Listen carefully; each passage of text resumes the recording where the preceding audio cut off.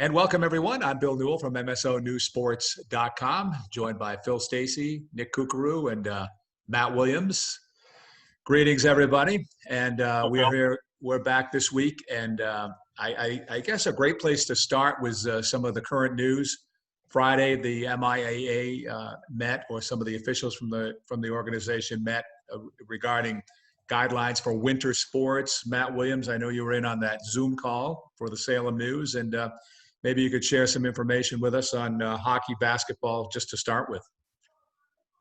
Yeah, so we're going to start on the 14th. That was the recommendation. Well, as we know, the recap, the COVID-19 task force is supposed to iron all this stuff out, recommend it to the board of directors. They say yes or no. So for the first time, the board of directors actually disagreed with or overruled the COVID-19 task force. In this case, they've kind of rubber stamped everything since September for fall 1, fall 2, et cetera, et cetera. So we're going to do the 14th of December. The task force recommended the 10th. That would have been 2 Thursdays from Thanksgiving. And the school administrators felt 2 Mondays from when kids go back to school after Thanksgiving would be safer. So that's how that came down. And we're going to have all the winter sports except for wrestling and perhaps track. Wrestling has been moved to the spring, the thought being that they can go outside. So the wrestling discussion kind of centered around football. They said, well, you provided a path for football to be played and not wrestling. What is the difference? And the response they got was, well, football is outside and wrestling is not. So the logical thing would be, okay, let's put wrestling in the spring, and if we have to, we'll go outside. So I think that makes a lot of sense. They also cited a survey they did of wrestlers. Something like 75% of wrestlers play football, and so having wrestling the same season as football in fall 2 doesn't make sense. And I think it was only 24% of wrestlers play a traditional spring sport. So there was much less conflict there. So that's why they chose the spring for wrestling. Indoor track, they have moved to fall 2 with the caveat that if your league has a facility available and wants to run in the winter, you can do that with approval from your district athletic committee. So, thought process being no Reggie Lewis Center, places like that, college venues that get used on the South Shore. If they're closed, you can't have indoor track. So run it in fall 2. There are a couple of leagues, I guess, that have, run their meets in places that are open or at home. So if they choose to run their track in the winter, they're going to be allowed to do that. And as we saw in the fall with field hockey and soccer, there'll be some modified rules. What those rules are is anybody's guess at this juncture. I guess the MIA is assuming you can just read the Boston Herald to find out hockey and basketball, which seems some athletic directors are already expressing frustration that these modifications have not been made available to them. They weren't made available to those of us on the call. And the mods for gymnastics and the non-popular sports, they're not posted anyplace. So, I don't know exactly how that's all going to come together, but from what we've seen from the other media, it does look like the modifications for basketball and hockey are going to be a lot less restrictive than what we saw for soccer and field hockey. I shouldn't say restrictive. What I mean to say is there'll be a lot fewer changes. A lot fewer changes. No kids are coming off the court. No set pieces have been outlawed, things like that. So I think that, besides the masks, the basketball games and the hockey games are going to look a lot like basketball and hockey games, which is a good thing. I think that's a good thing. I think we've learned more. We know we don't need to be as restrictive. So I think the right reaction is good. They learned that they probably overreached in the fall and they're doing better now. So good. I think, all good all around. But there was a lot here, a lot to digest. I mean, I don't know if you guys have thoughts, opinions, questions. I'm sure you were following it as we went. I have thought the restrictions were kind of a breath of fresh air, like Willie said. I know hindsight's 20/20, but after watching the season, I don't know if we needed any of those restrictions for soccer and field hockey. So it's good to see they're a little more hands off with hockey and basketball. I say, especially basketball, you can't really tweak it too much to, if you want to keep the integrity of the product. So I think, good news all around. Well, I think you made the point, Willie, that it seems like some people get these modifications, and the rest of us are left to wonder, where are they here? But with basketball, just from talking to some athletic directors the last couple of days out at games, seems as though they're going to pull 2 people off the free throw line during free throws. So instead of 3 aside in the lane, there'd only be 2 players per side on the lane. So that opens some things up. No jump balls. Will just be, flip a coin. Okay, heads, tails, you take out. Changing the ball after every quarter. No halftime, really. It's going to be like a 2-minute halftime. And these games will really be fast. And I think another thing is there needs to be a spot when a player comes off the court and needs to get, say, like a drink of water. They have to go somewhere else besides just the bench area, whatnot. And I do believe it's going to be limited to 12 players and 3 coaches on the benches, so there is a little bit of space. That's been overruled. Oh, it has been? Okay. Yeah, 15. They're going with 15. Okay, well, there you go. As long as the gym is big enough, I should say. So they basically, the point they made was, well, for volleyball, we did, because they were worried about 25 people being the max, right? So 12 plus 12, 12 per team. And they said, well, for volleyball, we have such a big gym, we spread out the court. And so it's basically like having 2 courts. So we really had more than the 12. And so they basically said, we'll go to 15 unless it's a really tiny gym. And then you might have to go to 12. And it's the same thing for hockey. They're going to aim for 20. But if the rink is way too small, you just got to figure that out ahead of time and let the opposing team know, okay, we can only space out 16, 14, whatever. So basically it's going to depend on the gym. Like, just off the top of my head, a place like Bishop Fenwick, probably on the smaller side, whereas a place like, say, Salem or Marblehead, probably on the bigger side with more room to space out.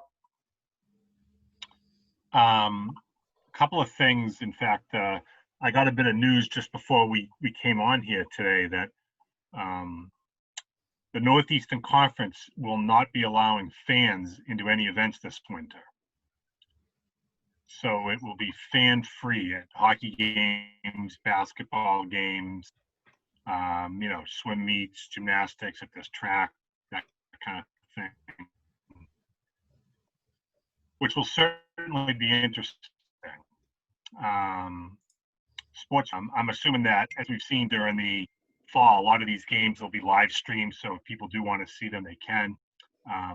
But yes, there'll be no fan attendance at any of the Northeastern Conference games. I don't know what you think about that, guys. Are you talking visiting fans? Because I'm just reading this. It says the boards of health will determine the home fans. Yes. So no visiting fans? Right, just right, like yeah, fall, visiting, or? sorry. Okay, visiting fans, but home fan, a certain number of home fans are permitted kinda how it for the sounds like, Northeastern Conference. So that's what they Right. did in the fall. It seemed to work out very well. I thought so. And I'm sure there'll be a limit on, 1 or 2 guests per, skater or a basketball player or whatever, that kind of thing. So the other thing I've been hearing a lot of, and, obviously with my contacts, Willie and Nick, you guys might hear this too, but ice time is going to be a huge problem for a lot of our schools. I mean, just because they have the go-ahead to play, they need a place to play. And right now you have Bork Arena at Endicott is shut down. It's where the Beverly girls, the Beverly boys, and the Danvers boys all play. You have Salem State shut down, which has the Marblehead girls, Marblehead boys, and Swampscott boys shut down. And there's really no ice available. No matter where you look, everything is booked up. And we think, well, how could that be? Well, there's youth hockey programs and, dozens upon dozens upon dozens of junior hockey programs and, figure skating and whatnot, looking for, their own time. So especially in the conference athletic directors are going to have to come up with a plan to get these teams not only ice to play games, but ice simply to practice. And with the new restrictions on how late you can go and things like that, it's not like a team can get a 9 p.m. sheet of ice and practice for an hour in Revere or Kasabuski and Saugus or something like that. So something's going to have to be done to get these schools the ice time that they need to, be able to practice and play these games. My suggestion might be try to play all the boys and girls games in one day at like 2 different rinks. The problem with that, and I do understand these rinks have to find a way to make money. They're not making money off high school season. They're making money off of the junior programs that use those facilities 10 months a year, as opposed to 2.5 months a year in the winter. Having said that, I don't know. I'm obviously partial, but the high school game is, I think what draws the most attention anyway. And those kids need a place to skate and to play. So that's going to be a little bit of an issue. I mean, Kooks, I know that even in Gloucester, there's no ice time available, even though it's just the Gloucester and Rockport boys and the Gloucester girls team. Mm-hmm. Yeah, that's what I've heard too. It's going to be interesting to see how they iron that out. With remote learning, can't they just play at 10 in the morning and like on a weekday or 11? Might be ice available then, but yeah. And Phil, you've been on this for a while. You've been talking to us about this for a few weeks now, and sure enough, without those college rinks, that's huge. It is. Some others, yeah. And to get back to what Willie was saying originally, without any guideline from the state until now, it's been tough for people. I think, Willie, did you tweet this out? Am I remembering that right? That, you can't book potential ice time if you don't know if you're going to have it or not. It's what, $250, $300 for an hour of ice? So schools with limited budgets aren't going to say, yeah, we'll take that if they don't know when they can practice. Now they're finding out it's going to be even more of a scramble to try to find this time. And, I don't envy the athletic directors and coaches that have to try to find that time for those skaters. Yeah, I think everybody kind of knew that it wasn't going to start on the 30th, but I do feel pretty bad for anybody that's on the hook for ice on the 30th. To have decided this today, that gives athletic director, 2 business days, next Monday and Tuesday, to sell that ice to somebody else. That's irresponsible to me. They should have delayed this a lot sooner. And I think they informally delayed it, right? An athletic director that's on Twitter could probably have figured out that it was probably going to be delayed. But if I'm paying dues to the MIAA, I should get more information than having to read the tea leaves and figure it out on my own, right? That's their job, is to be clear about this stuff. I think hockey, to change tracks, it's going to be tough for the high-level teams, but they're going to have to figure out how to practice without ice. Years ago, I remember when Fiona Rice was coaching at Beverly, I think they only had 1 practice a week, and they would go to spin classes together and do team building stuff. And, so that's, hey, if we can't get enough ice to practice every day, is that what you're used to? No, but you're going to have to get creative and figure it out. I think personally, if the ice is limited, you gotta put that ice aside for games, right? And figure out other ways to practice. And, I was sort of half joking with an AD this week, but some of these towns have ponds, right? So I wouldn't rule out some places in Danvers and Boxford, people having outdoor practices if the ponds are frozen, if that's what they have to do. Those ponds might not be ready till football season, though, right? February, have pond season. Could we do Frozen Herd Stadium? Would that work? Put a rink in or something like that. That'd be a fantastic spot for a rink. And man, what a great idea! The classic Frozen Newell Stadium. Yeah. Yeah. They've held a greasy pole at Newell Stadium. They can do a hockey game. There you go. Hey, I want, maybe in our time remaining, we got to jump to a couple of things here. From all 3 of you guys, maybe a quick note from the fall sports to share a few notes with us and what's happening. And a lot of things have actually been concluding here in the past, few days for many teams. So, Nick, let me start up with you from Gloucester. Sure, yeah, and I had kind of an interesting situation over the last week. Gloucester boys soccer is the only team still active in my area and has been since last Thursday. So, and they had 5 games remaining. They've played 4 of them. They finish up Friday night at home against Saugus, and they're playing really well, 7-2. Looking to finish up on a 4-game win streak. They score a lot of goals. Andrew Coelho, their wing midfielder, he might lead the area in scoring. I think he's got 14 goals on the season. He's been incredible for them this season, and they've done pretty well. I know they're 5-0 against the NEC South Division, which they would have played in this year. Although those would have been 2 of the better teams in that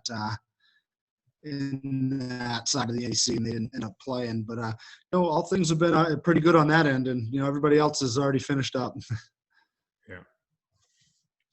Phil? Well, I know that Saturday will conclude the fall sports season, and the only school in our area anyway that's still going on is Bishop Fenwick.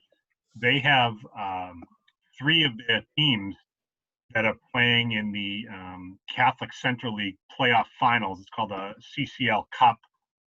They are all in their championship games. The field hockey team will be at home against Bishop Fian being one of the newest members of the league this year, along with Bishop Stang. In fact, Fian's been a little bit like Masco joining the Northeastern Conference. They've come in and just blown doors on everybody else. I think Fenwick Athletic Director Dave Woods told me that Fian's lost something like a combined 5 or 6 games through all their fall sports. So that's been good. But Fenwick field hockey is the #1 seed. They're coming off of their 3rd win of the season over St. Mary's in the semifinals. Freezing cold game the other day that I was at, but those girls played very, very well. Grace Morey is Fenwick's best player, top scorer, really talented. Paige Little Hale had a nice game when I was there the other day with a couple of goals. It's a strong team. Mary Beth Mahoney does a real nice job. She's been there about 15 years at Fenwick, and she's doing a nice job. I know the Fenwick boys are playing for their title. They are down, I want to say, at Fian tomorrow for their cup. They have a young player, Jack Andrews, who's really playing well for them. I think he's got 11 goals on the season. So he's been a bit of an offensive threat, along with Ryan Nochi is another kid. Kieran Murray is also a player who puts up points for Fenwick. And, so they're looking to do well. And Willie, you probably know more about the girls team than I do, but they are also on the road at Fian. Is that right? That's correct. Yeah, they'll be down there. They'll be down there on Saturday. And just a quick word on the CCL Cup. What a great experience it's been. I went to Fenwick on Thursday night, and it felt just like a regular state tournament game. I mean, I could tell from the way Austin Prep was playing that, oh boy, this game's going to PKs, right? We've all been to those soccer games where the other team is sort of selling out defensively and looks like you're going to be there all night. And given the temperature, I mean, it really just felt like a straight up state tournament game. Went to PKs. Great note. The Danvers keeper is Holly DeAngelis. She had 6 shutouts. The Bishop Fenwick keeper is Claudia Keith. She lives in Danvers. She had 9 shutouts. And the Austin Prep goalkeeper, Sam McCormick, had a bunch of shutouts and played great. And she's from Danvers too. So you got all 3 goalies from Danvers having a great season. But, just the atmosphere there on Thursday night was so great. I would, for anybody that's listening from the NEC or the Cal, if you guys can have these tournaments in the winter and in the spring, I mean, you really should do it. It's been a total home run, and everything I've seen on Twitter, the tournaments that have happened on the South Shore, whether it's the South Coast League or the Patriot or whatever, they've been absolute home runs too. So, really, really good experience at the game the other night, and I hope that we can have more of these in a couple months. It's funny, we did talk about those kinds of postseason kind of scheduling pieces that could be incorporated months ago now, I think, with when things were starting up, or a couple of months ago anyway. So, gentlemen, anything else on fall sports that you guys want to touch on before we transition to 1 or 2 other topics here? Not that we haven't touched on previously, I don't Okay. think. I mean, we, like you said, we wrapped up mostly everything this week. It was pretty much just the soccer and the field hockey. Got a few straight things going on, but that's pretty much it. And it looks like a topic I know we talked about a couple of weeks ago was the NEC and the Lynn English Lynn Classical team. So apparently I saw a tweet where they have NEC has voted to allow them to exit at the end of the school year. So they'll be going into the Greater Boston League. So that's something, again, been touched on before in this podcast, but any other updates on that from Phil, from you at all? Well, I think there's some hope maybe that in some sports that might be a good match, maybe there could still be some crossover games when those are allowed again. I know that certainly English and Classical had some good rivalries with certain schools over the years, whether it was Swampscott or Salem or Marblehead or whatnot. So I hope that we'll see those continue in the sports that make the most sense for all schools involved. But yeah, it sounds like a great opportunity for the two Lynn schools. Certainly in this time, it seems to be a better match for them athletically, and the conference is okay with it. So it looks like a win-win for everybody. So, hey, that's great. Yeah.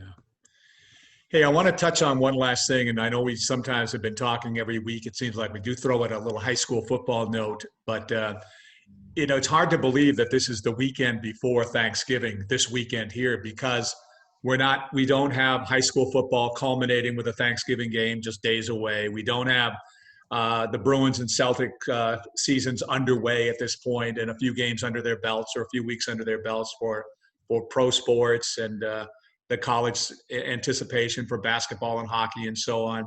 And so it's a little bit different this year. And normally, Phil, at this time, you'd be writing all these preview pieces for Thanksgiving, the historical pieces. You'd be looking for that new graphic with a turkey and a football that you could use this year, something new, right, for the sports page and all of that. So I guess some thoughts on all that is missing this year from that excitement for the Thanksgiving games. Let's go to Matt first on that piece. Matt? Oh, sure. I mean, it's just sad. I still Yeah, we would have to dig out the turkey. I think we had a breakdown. We had a delay here. I think Phil froze here on us, even though he's dressed quite warmly there. I think you're back now, Phil, right? Oh, I did. No, I am. I'm not sure what Willie was saying, but yeah, normally we'd have the turkey with the pilgrim hat, I think, would come out of the graphics department, and maybe that time of year would we find out who'd be winning the picks. This year, it'd be an epic battle down to the final finish. And, of course, as luck would have it, it seems like it's going to be semi-warm this year, too. So go figure that on Thanksgiving. But, hey, you know what? We've gone this long. If we can go 1 year without it, we'll survive.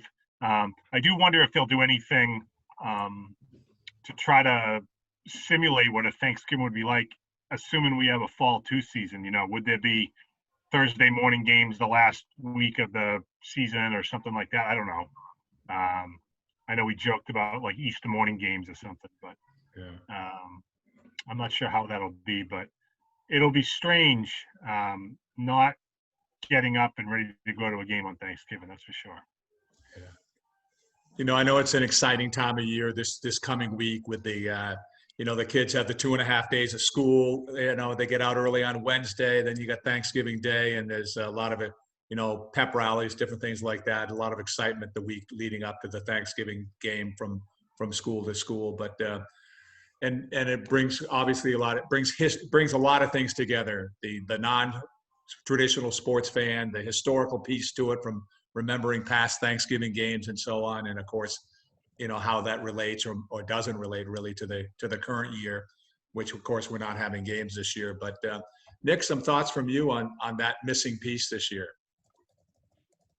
Yeah, I get to cook a turkey this year on Thanksgiving for the first time in my life, so I'm actually kind of looking forward to that. And I don't know, I guess it won't be too bad not having to worry about potentially the busiest day of our calendar year, and unless some team goes to a state finals or a Super Bowl. And Thanksgiving's kind of the craziest day. So I'm gonna be honest, I'm looking forward to the break. Yeah. Matt, how about yourself? I think, we're going to try to give you guys a football fix in the news next week. Phil and I have been putting together our all-decade team for the Salem News, and that's going to run over a period of 3 days. We picked 53 players. We tried to mimic an NFL game day roster, and it's been a lot of fun. Numbers-wise, I think we counted there were 248 players that were named Salem News All-Stars between 2010 and 2019. And I think, I kind of made a team, Phil made a team, and then we compared notes. And I think out of those 248 on our first draft, we had it down to about 65. So there wasn't a lot of disagreement. And, we made sure we matched up the positions with with an NFL team to make sure we had enough linemen, defensive linemen, that kind of stuff. I mean, it's not all quarterbacks and running backs. So we certainly spent a lot of time on it, and we can discuss it probably at length next time we're on the show here, because we don't have much else to talk about. And we can talk about maybe some of our memories, the best football of the decade, to give everybody their football fix. But I mean, we just thought, hey, it's Thanksgiving week. We got to get something football related in the paper, and what better thing to put in than this, right? I mean, we even have a kicker and a kick return man. I mean, we did. We hope we didn't miss anything. I don't know. I'm sure there'll be some complaints, but that's okay. That just means people care. Well, what I liked is that we were able to represent every school in our area, which in our area proper, meaning like 13 schools that the Salem News covers. So we were able to get one player from each of the schools at the very least. I mean, obviously some have many more than that.